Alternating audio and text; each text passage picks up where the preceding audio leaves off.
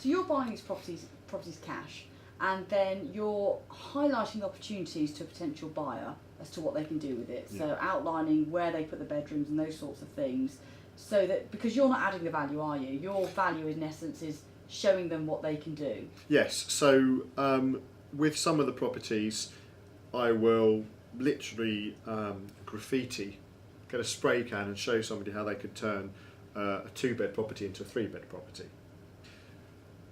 Paul Rubens used to go to the extreme of boarding up the windows when perhaps they didn't even need boarding up. But the reason that he would do that is because they would stand out and catch people's attention. I've never actually had to board up windows, but because ultimately it's the figures that really will get make a property stand out in the auction catalogue.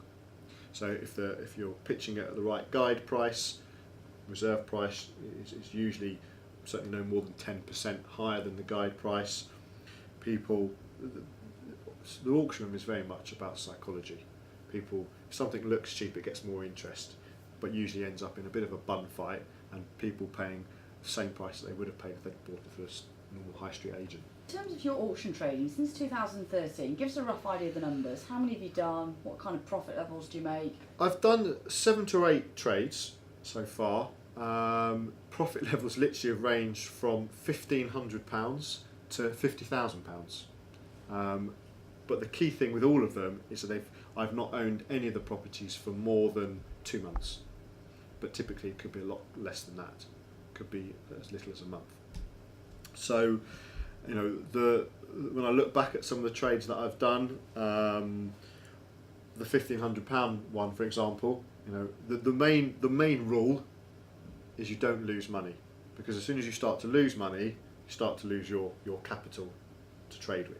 So, okay, I only made £1,500, but I made a profit, and that was what went through my mind.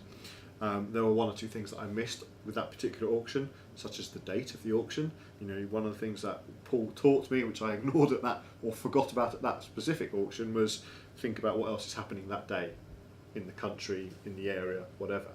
And I happened to put a property into an auction on the day of the start of the World Cup, and consequently this normally swelling auction room was 3/4 empty. So there was no real fight for any of the properties. If I put it in a different month, I'm pretty confident I would have made, I think we were forecasting 15 grand for that particular property. So, you know, you've got to be careful, you've got to think about a lot of things, not just the property.